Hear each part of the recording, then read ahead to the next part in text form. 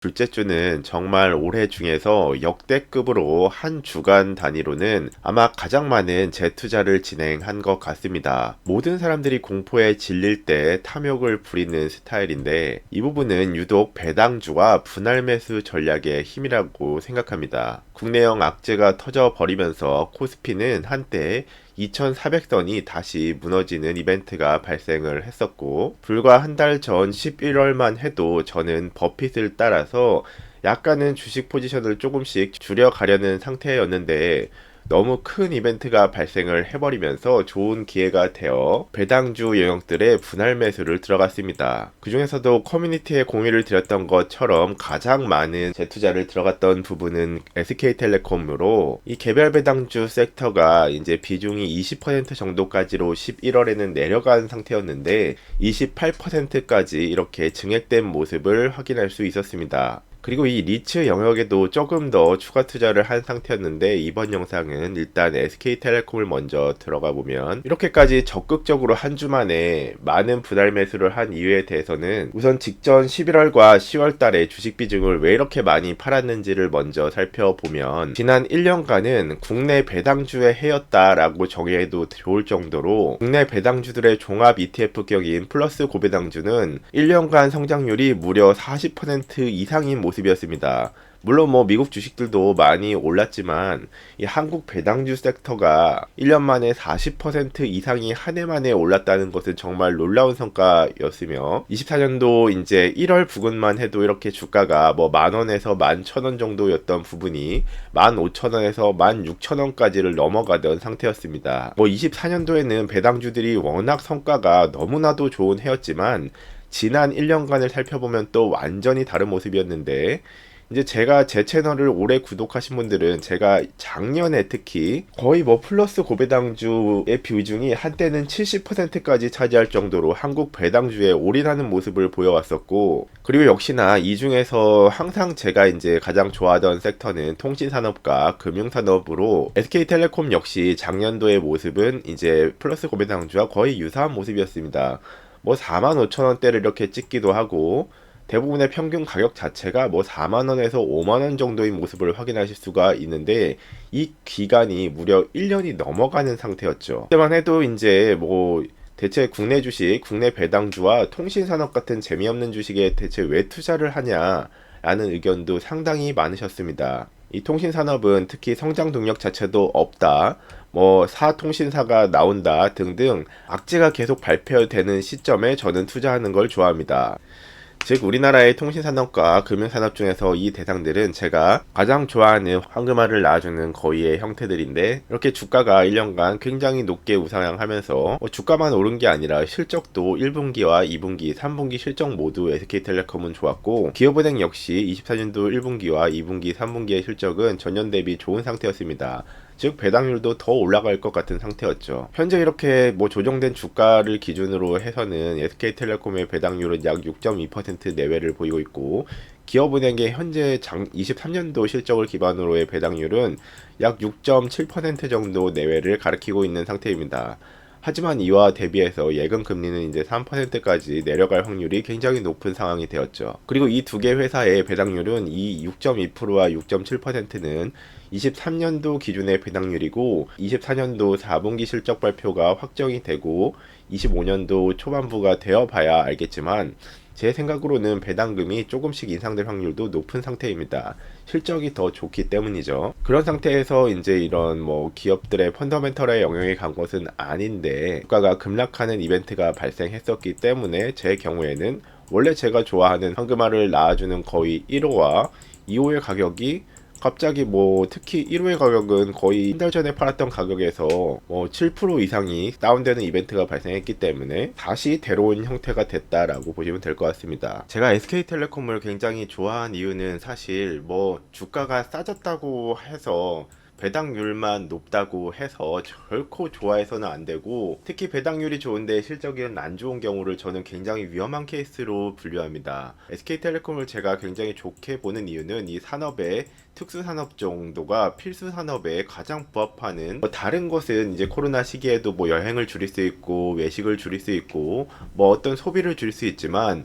현대기에 내가 나를 자신으로 이제 대입을 해봤을 때 통신요금을 안 내거나 아니면 데이터 사용량을 절반으로 갑자기 줄일 수 있는가? 뭐 불가능한 것은 아니겠지만 그 행동은 아마 가장 마지막에 할 가능성이 높기 때문에 필수 산업군 정도가 가장 높다고 생각이 되며, 그리고 저는 투자 대상에서 가장 중요한 것은 실적이라고 생각합니다. 배당률은 실적에 기반해서 퍼센테이지로 안정적으로 지급이 돼야 되는 것이지, 실적은 기반이 안 되는데 배당률만 무조건 뭐 이 대상보다 1% 혹은 3% 높다고 해서 좋아하는 것이 아니라 이 실적을 기반으로 한 지급하는 것을 저는 좋아하는 스타일인데, 이 SK텔레콤의 지난 5년간의 영업이익 변화를 살펴보면 2019년도에 영업이익은 1조 1천억 수준이었고, 2020년도에 코로나 사태가 터져서 뭐 난리통을 겪는 와중에서도 통신요금은 산업의 특수성당 줄일 수가 없죠.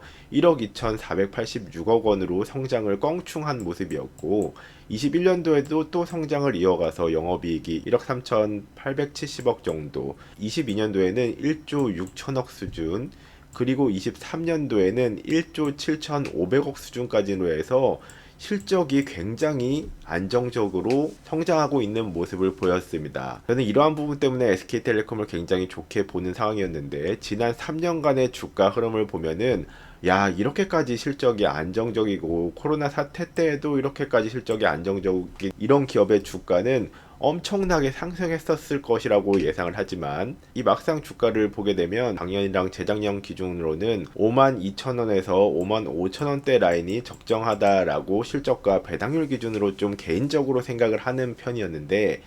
뭐 이때만 해도 이 통신산업은 도통 미국 주식들이랑 기술주는 빵빵 튀어오르고 있는데 성장 동력이 없다 라는 기사들이 나오고 있던 시점이며, 그마저도 이제 나눠먹기를 하는 사업에서 제4통신사가 나올 것이다 라는 얘기들, 그리고 알뜰폰들이 이제 이 산업을 침범하고 있다 라는 기사 등등, 이 정작 팩트인 실적은 계속해서 좋아지는데 기사들은 부정적인 기사를 써야지 조회수가 5배 이상 높은 특성들 때문에 뭐 툭하면 계속 실적과는 상관없이 뭐뭐 때문에 안 좋을 수 있다, 뭐뭐 때문에 안 좋을 수 있다, 이런 기사들만 나왔기 때문에 주가는 뭐 53,000원은커녕 5만원 이하, 뭐 46,000원, 45,000원까지도 터치를 하는 구간들이 이렇게 발생하는 것을 볼 수 있을 정도로, 이런 시기가 되면은 SK텔레콤의 배당률은 거의 7%에 육박을 하게 됩니다. 뭐 이때만 해도 7% 배당률이 높은 배당률이 아닌 것처럼 생각될 수 있지만, 이때는 금융주들의 배당률이 너무 높았기 때문에. 하지만 배당률이 상대적으로 다른 곳이 더 높더라도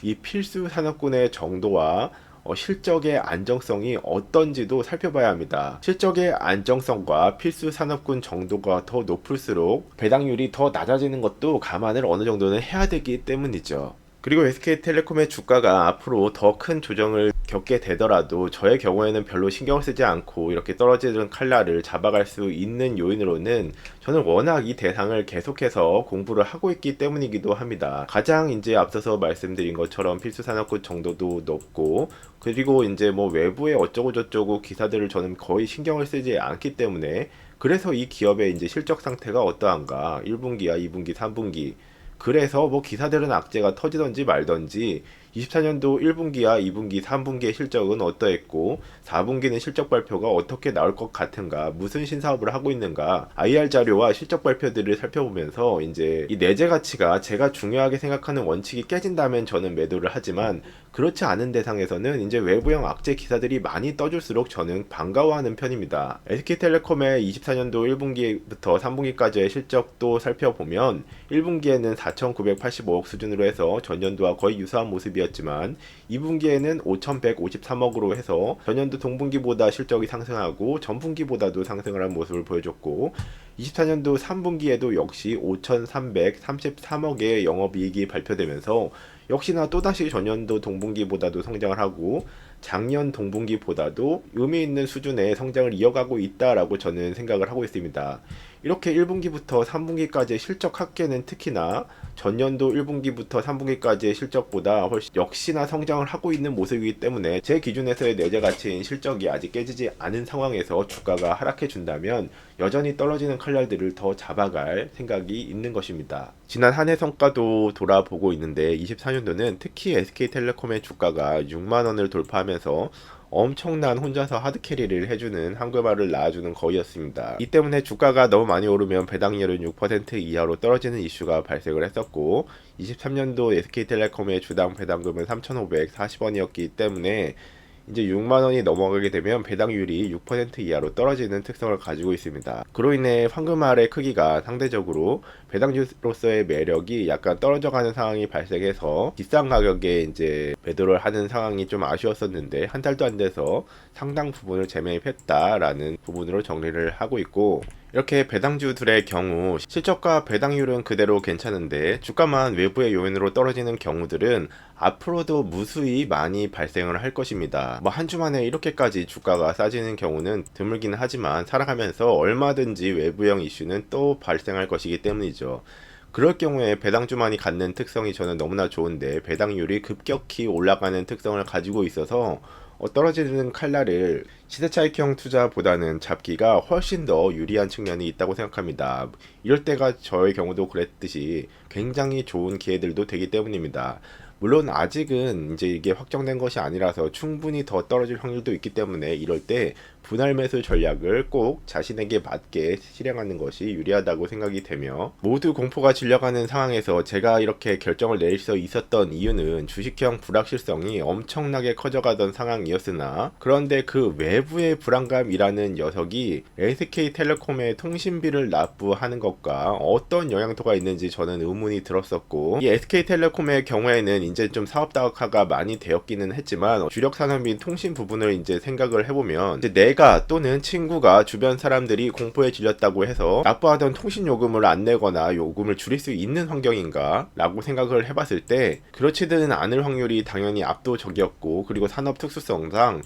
뭐 해외에다가 수출하는 것도 아니고 내국인 대상으로 통신요금을 받는 실적의 비중이 압도적으로 높은 기업이기 때문에 특히나 타격이 갈 요소가 거의 없는 거의 최상위 필수 산업군 중에 하나라고 저는 생각을 하고 있습니다. 그런데도 이렇게 주가가 뭐 외국인이나 개인들이, 외국인뿐만이 아니라 개인들 역시 공포에 질려서 엄청나게 파는 모습을 보았는데, 이런 상황 속에서도 역시 분할 매도와 분할 매수 시나리오는 엄청난 힘을 발휘해주는 것 같습니다. 물론 뭐 이렇게 실적에 거의 영향이 없을 것 같은 이슈라고 하더라도 그냥 무작위로 코스피, 한국 자체에서 외국인이 또는 국내 뭐 내국인이 무작위로 이탈하는 경우에는 항상 무서운 측면은 존재를 하죠. 도대체 이 주가가 어디까지 빠질지 전혀 모르겠는 상황인데 이걸 어떻게 해야 할지 모르겠는 경우, 특히 이렇게 산업 이해도나 기업 이해도가 없이 그냥 주가가 오른다고 해서 우와 하고 기사를 믿고 기사들을 보고 이제는 이거다라고 올라탄 경우에는 절대로 이런 판단들을 하기가 쉽지가 않습니다. 사람의 본능은 일단은 그것을, 주가가 떨어지는 그 내 돈이 사라지는 것을 피하려고 하는 특성이 너무나 강하기 때문입니다. 사람에게는 이 외에도 투자의 최악의 본능들이 너무나도 많은데 특히나 군중심리, 이것이 엄청나게 큰 영향을 이제 줍니다. 야, 이제는 국장 이제 뭐 됐다, 빨리 도망가야 된다 라는 기사가 반박할 수 없는 논리로 이제 뭐 100개 중에 99개가 나오는 상황이고, 야 이때 투자해야 된다 라는 것은 꺼내기가 엄청나게 어려운 멘트이기 때문이죠. 이런 기사들이 시장의 도배가 되어버리고 그 기사들은 당연히 논리정연하게 쓰여지는 경우가 많습니다. 그렇게 된 경우에서는 그 반대 의견을 말하거나 생각하거나 플레이하기가 당연하게 어려운 특성이 군중심리 때문에 존재하게 됩니다. 그런데 앞으로도 이런 상황들은 수도 없이 반복될 것이며, 이번에도 이 이벤트가 끝난 것이 절대로 아니고 주가는 여기에서 머무는 것이 아니라 뭐 모두가 알듯이 지금은 어떻게 상황이 흘러가도 이상하지 않은 상황이고, 일시적으로 코스피 자체를 이제 방어하기 위해서 기관 자금들이 이렇게 버티는 형태가 될 수 있기 때문에 주가는 얼마든지 더 빠질 수도 있다고 생각합니다. 그렇기 때문에 이런 부분들에 맞서려면 철저하게 전략을 세워야 합니다. 저의 경우에도 이전에 말씀드린 것처럼 뭐 이때 모든 대응 전략을 실행한 것이 아니고,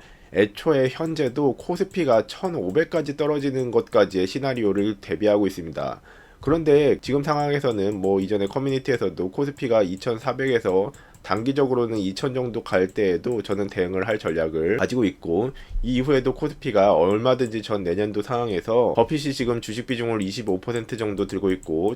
현금과 채권 비중을 75% 가지고 있는 이유들에 대해서도 영상을 찍었었고, 저 역시도 이 생각에 동의를 하기 때문에 시장은 내년에, 내년이 꼭 아니더라도 엄청나게 크게 흔들릴 수가 있는 상황이 조성되어 있다고 생각하기 때문에 애초에 이런 것들을 피해갈 수가 없다라고 생각을 하고 전략을 세우는 것이 현명합니다. 아직은 좀 이번 주는 어느 정도 내려가다가 기관들이 방어를 하고 있는 모습이라고 전 생각을 되지만, 불안정 요소들이 해결이 되지 않으면, 그리고 해결이 된다고 해도 너무 큰 이벤트가 발생을 해버려서 이 해외에서 국내의 한국을 바라보는 심리적 불안감이 해소되는 데까지는 상당한 시간이 해결될 수도 있다고 생각됩니다. 아무리 한국 돈을 찍어가지고 유동성을 공급해서 막으려고 해도 우리나라는 달러나 엔화처럼 강력한 화폐가 아닙니다. 한국 돈으로 유동성 공급을 대놓고 이렇게까지 많이 하면서 주가를 방어하겠다라는 의지를 표현한다면, 주식시장에서는 다양한 방식의 공격이 들어올 수도 있기 때문에, 그리고 공격이 들어오지 않더라도 유동성 공급 자체가 자국 화폐를 점점 휴지로 만들어가는 속성이 있기 때문에 한국 돈과 교환이 되는 달러의 가치는 더 오르고 한국 돈의 가치가 더 떨어져 간다는 것은, 달러를 이용해서 외국인 입장에서는 한국 돈으로 환전해 놓은 투자자 입장에서는 손실을 발생하는 환경이 되기 때문에 투자하기가 굉장히 어려워지는 특성도 가지고 있습니다. 이미 달러가 1,400원을 넘어간 상태인데 여기서 유동성 공급을 계속 하겠다라고 하고, 지리적 불안감과 더해서 정치적인 불안감까지 이제 플러스 알파가 된 시국이기 때문에, 이런 나라에 저평가되어 있는 것처럼 느껴진다고 하더라도 그냥 애초에 투자 대상에서 제외해버리는 개인 투자자들이나 기관 투자자들도 많아질 것이라고 생각은 드는 부분입니다. 잠시 저의 자산 배분 전략의 모티브가 된 변동성이 매우 큰 투자의 사계절들을 안정적으로 방어하며 더 잘 즐기기 위한, 변동성은 낮추고 수익은 더 꾸준히 얻기 위하여 활용 중인 올해더 포트폴리오 PDF 전자책을 소개드립니다. 주요 내용으로는 사실 대부분의 개인 투자자들은 시장 타이밍 예측을 줄이고 주식 몰빵, 특히 이 개별 주식을 줄여서 비중이 다소 낮더라도 자산 배분 전략을 활용하면서 이해하기 시작하고, 정기 투자 전략, 이 둘의 장점만 제대로 확실히 이해를 하고 활용하는 것만으로도 그 성공률을 극적으로 끌어올릴 수가 있습니다. 사실 대부분의 투자 대가들이나 유명한 헤지펀드들은 자산 배분 전략을 대부분은 잘 활용을 하고 있습니다. 문제는 이 개인 투자자 분들이 이것이 워낙 생소하다 보니까 특정 자산에 대한 비중이 너무 높게 투자하여서 큰 리스크에 노출되는 부분을 많이 보고 있고, 저 역시 그랬기 때문에 자산 배분과 정기 투자 전략의 세부적인 사항들을 중점적으로 정리한 PDF 전자책입니다. 구독과 좋아요, 알림 설정을 해주시면 대표적인 고배당주들 및 비과세 운영 팁 정보를 가장 빠르게 만나보실 수 있습니다. 시청해주셔서 감사합니다.